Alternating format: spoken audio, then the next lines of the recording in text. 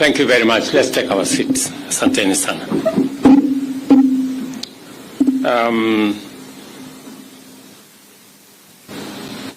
I have been listening very carefully to all the statements that have been made, especially the very passionate statement made by Cabinet Secretary about this very important subject.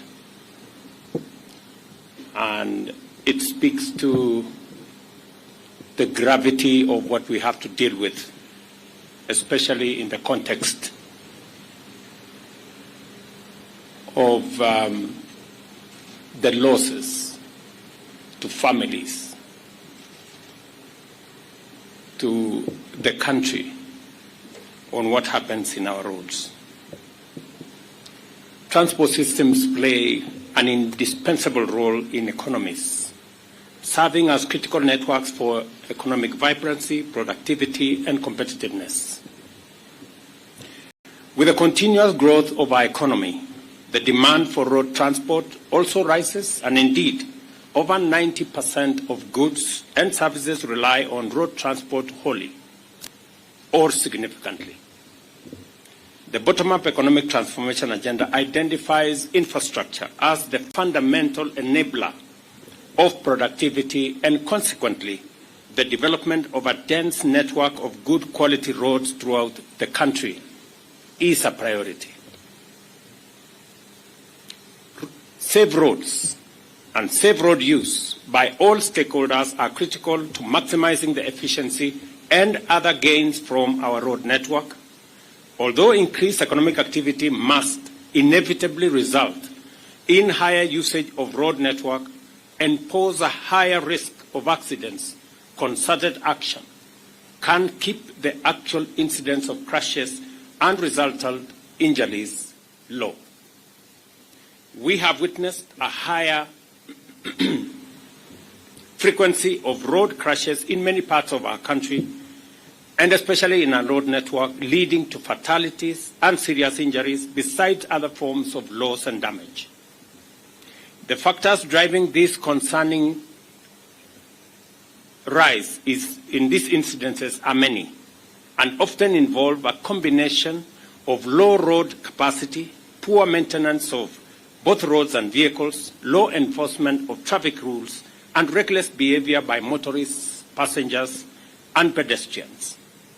Abuse of drugs and alcohol, unqualified drivers, low awareness of traffic rules, and lack of consideration for others all contribute to high-risk road behaviors which endanger perpetrators as well as innocent road users.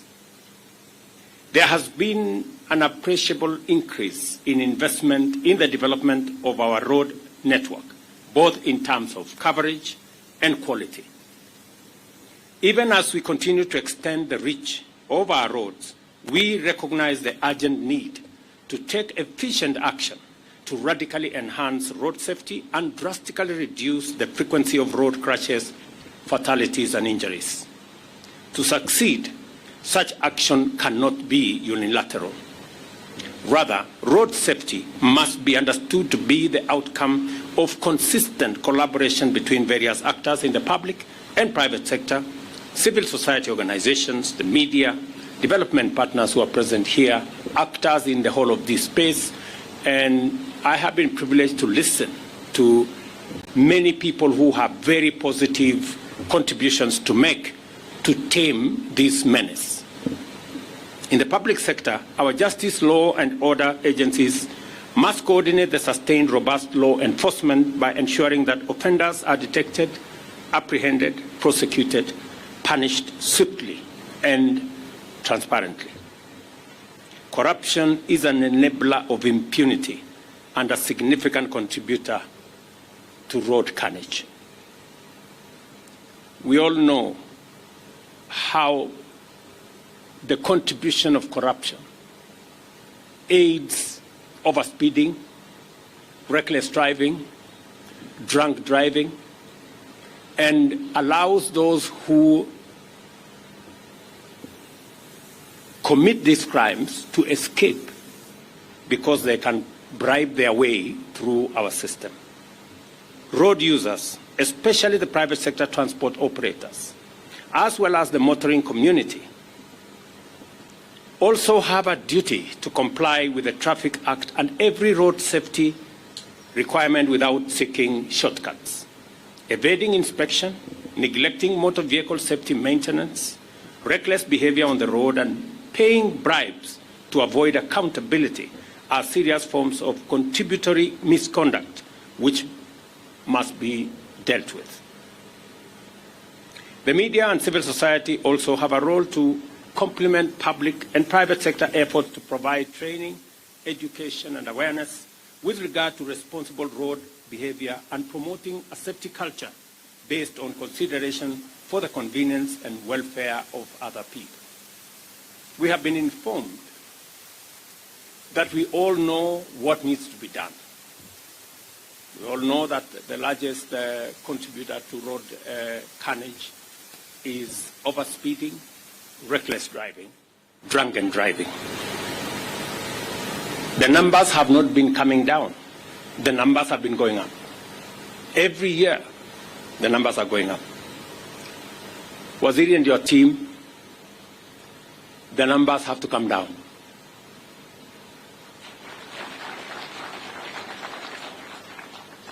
And the template on how the numbers should come down is known. It's practiced elsewhere. Impunity is keeping us from doing the right thing. Governor Sakaja has said that he has closed pubs and places where alcohol is sold at termini. I mean, there cannot be greater impunity than licensing alcohol to be sold at termini when we know that the people at the termini are drivers. But it's continuing. It's happening just before our eyes. And I want to promise you, Governor, as I have said before, you will never get a telephone call from me to tell you to do the popular thing. I will not do it. I will always call you to tell you to do the right thing. It may not be popular, but as long as it's the right thing, do it.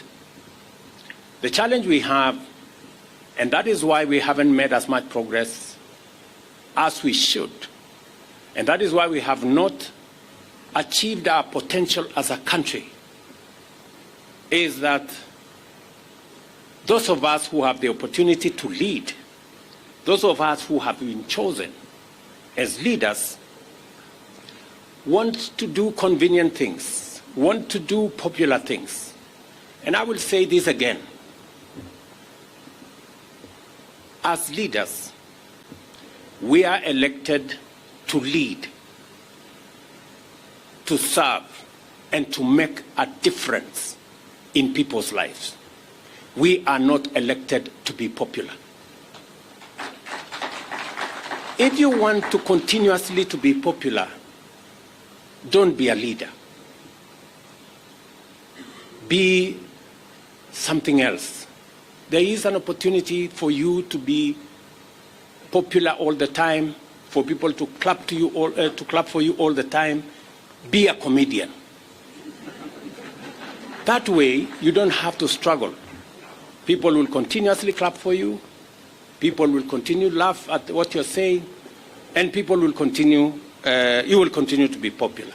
But those of us who have an opportunity to lead, let us do the right thing. It may not necessarily be popular, but the right thing will get us to the right place, and we will never go wrong by doing the right thing. And therefore, as we launch this program and this action and this strategy, we must be focused on results. We must be focused on results. And the results will be the numbers to come down. The target, as was said by the chair, is to cut down by 50%. I will be looking out for the 50%. Everything in between, you have my support, you have the support of this administration to do it. But the people of Kenya will be focused on results. I too will be focused on results. And as Waziri has said, we have negotiated with friends. I want to thank many friends who support us in development of our infrastructure. The ambassador of EU has said EU has been a great partner, together with others, in developing our infrastructure, road infrastructure in Kenya. They are also willing to partner with us on matters road safety. I expect greater collaboration between the traffic department of the police and the NTSA. There has been some disconnect, sometimes competition between these two agencies. Mr. IG, Mr. DG, please, I expect greater collaboration so that we can see results coming down. I also expect greater participation by the public. All of us, every road user, pedestrian, driver, passenger, private sector, traveling in public transport, our children, all of us must be conscious about the dangers that lurk behind road using.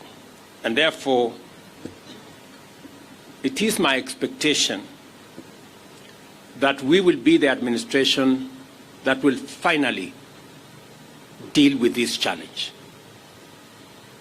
We have 20,000 people in hospital because of different kinds of accidents on the roads.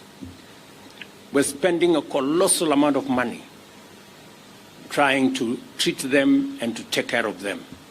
Families are losing breadwinners, children, mothers, fathers, relatives, and it is devastating. And therefore, the collaboration that is required, and I am very happy that we have members of parliament here. They have been doing a great job in making sure that they facilitate regulation, making of legislation, getting policies in line, and therefore, with the support of every arm of government, I am very confident that we will begin to see a reversal. I am looking forward, before the end of this year, that majority of our junctions, majority of our blind spots, majority of the areas that bring danger to road users will be on camera. We have discussed, we have talked about instant fines for a very long time. Waziri, please, instant fines, 90 days is too much time for you to wait.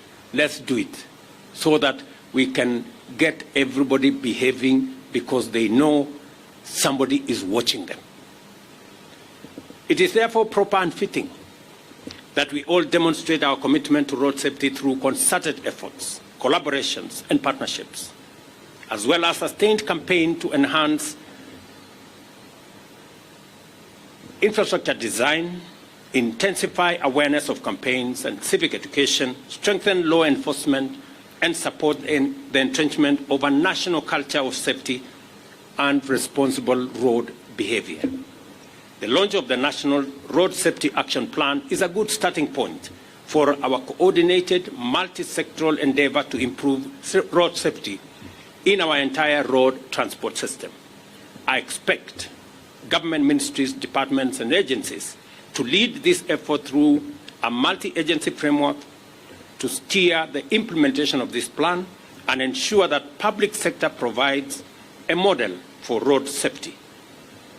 We all must recognize the importance of road safety and remain mindful of the fact that reckless behavior endangers both perpetrators and innocent third parties. Consequently, we must henceforth implement a zero-tolerance approach to negligence on our roads, and enforce the traffic laws and regulations to their fullest extent in order to promote safety, order, and efficiency on our road transport system. The National Police Service shall ensure that there are no exceptions from compliance, regardless of whether you operate border, heavy commercial vehicles, school transport, or any other vehicle on our roads. The government is committed to support the implementation of the National Road Safety Action Plan by providing resources, addressing legal and regulatory gaps, enhancing the capacity of the National Police Service to enforce traffic laws, and investing in automation and digitization of law enforcement and traffic management, among other interventions. I take this opportunity to appreciate the considerable support we have received from development partners, including the World Bank, the European Union, and the African Development Bank. I also urge potential partners to come aboard and take part in this noble mission to keep our people safe on our roads. I also look forward to seeing other organizations, including institutions of higher learning, join this collaboration to strengthen the use of evidence-based strategies and conduct research into various dimensions of road safety and road use behavior. Road safety is a shared responsibility which requires the execution of an all-of-society strategy throughout the country on a sustainable basis. I urge all Kenyans to observe road safety and report violations as part of their civic duty under community policing.